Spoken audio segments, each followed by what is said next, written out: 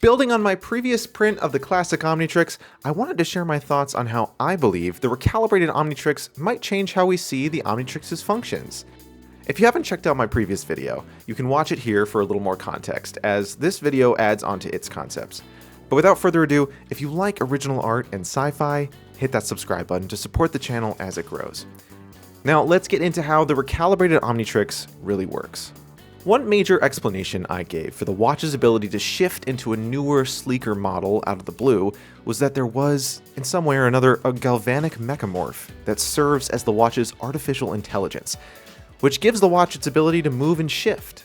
With the mechamorph theory, the prototype Omnitrix is kind of like a box of spare parts being held together by a hard-working cousin of the galvanic mechamorph that lives to serve the Omnitrix. Its base technology stemming from the living computers on Primus, sure, but its core purpose and design is to perfect the Omnitrix. So what does this mean for when Ben puts the watch back on in Alien Force? Where has the tiny upgrade gone, and why does the Omnitrix operate so differently from the prototype? A lot of these theories say the Omnitrix recalibrates because it detects that Ben is older and more genetically mature, meaning the Omnitrix must match his newfound experience. When the watch recalibrates, it shifts as though being upgraded by a galvanic mechamorph, taking on the same patterns as an upgrade would. This could mean a few things. In my mind, when the Omnitrix isn't being used, it has an opportunity to develop itself. If we imagine the Omnitrix as an advanced device that is being controlled by a proprietary mechamorph AI, then the watch being able to upgrade itself makes sense.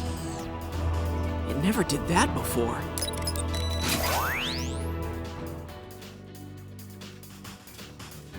Ben wouldn't take off the watch unless he knew that those he believed in would have his back. And for a time, it seems they did.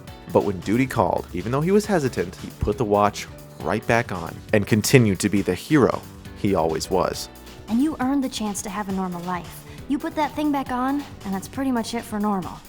Another notable trait of the recalibrated Omnitrix is the fact that the watch can be removed with ease, considering that there were such high stakes and a painful cost to having the watch removed, which made the watch feel more like a part of Ben than just a tool. But when stakes grow and the story evolves in Alien Force, the sleeker and more practical Omnitrix comes in handy.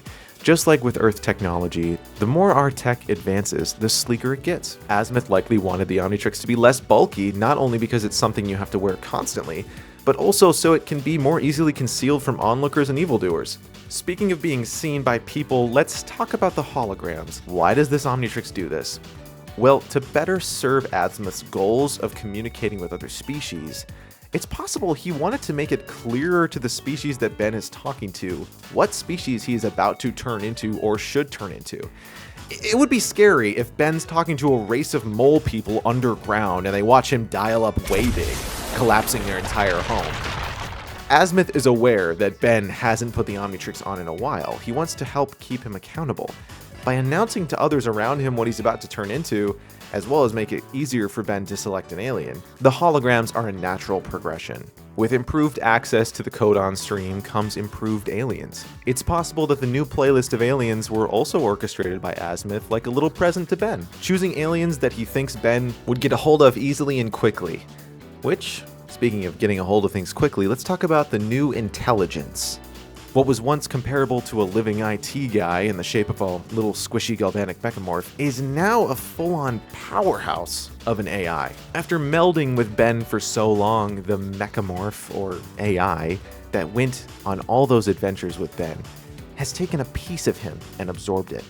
And now that it's synced with Azimuth's updates and the codon stream, it's been granted knowledge greater than it ever had before. This Omnitrix is far more powerful at controlling and converting DNA, healing people whose DNA has been corrupted. This means that getting the wrong alien is pretty hard, as its ability to repair the DNA is instantaneous. This pairing with Ben allows the Omnitrix to grant Ben instant knowledge on his transformations.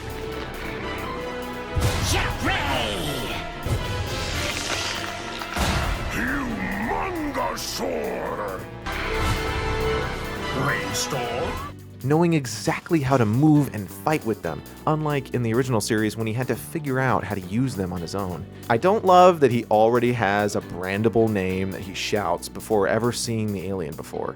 even if he knows what they do, because the names he gives them are original to Ben. And the idea of being data dumped in Alien's name makes Ben's character seem less creative. Hey, what do you call this guy? I don't name. I don't know. Absolute zero. Boring. How about Arctic Guana?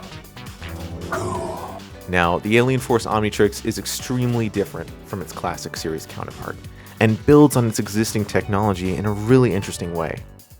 I hope you've enjoyed learning and listening about the Alien Force Omnitrix and my take on it. Thanks for watching to the end. Before you go, leave a like and consider heading to my Etsy and getting yourself this print. I'll have it available for hand shipping and digital download. Let me know how you think the Recalibrated Omnitrix works in the comments. Thank you so much for watching. Gleep out.